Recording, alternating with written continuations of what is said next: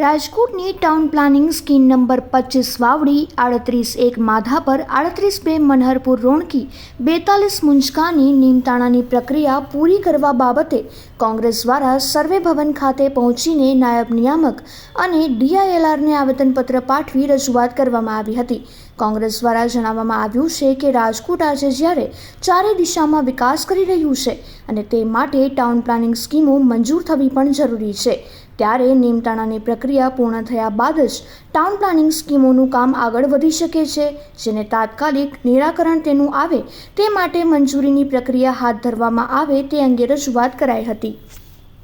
Town planning act મુજબ TP scheme બનાવી અને મંજૂર કરવાની પ્રક્રિયામાં DILR કચેરીનો અગત્યનો ભૂમિકા એનો રોલ હોય છે, જેને નીમતાણું આપવું કહેવામાં આવે છે। જે તમામ સર્વે નંબરની હદો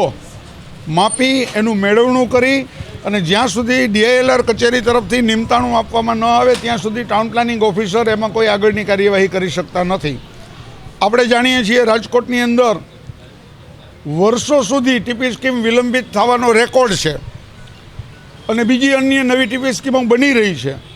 ત્યારે અમારી DILR શ્રીને અને એમના નિયામક અને જે કોઈ ઉપરી અધિકારીઓ હોય એમને અમે રજૂઆત કરવા આવ્યા છીએ કે નીમતાણાની પ્રક્રિયાને તમે અગ્રિમતા આપો, એને પ્રાયોરિટીમાં લઈ અને ઝડપથી આ પ્રક્રિયાઓ પૂરી કરો, જેથી ટીપી સ્કીમોની કાર્યવાહી આગળ વધે તો રાજકોટના વિકાસની અંદર મહત્ત્વનું યોગદાન આપી શકાય। તમામ સર્વે નંબરો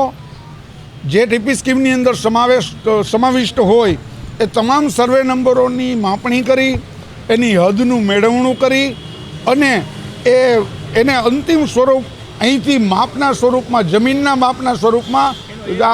DILR કચેરી છે એ એનું ક્ષેત્રફળ કાયમ કરે ત્યારબાદ જ આગળની પ્રક્રિયા થઈ શકે।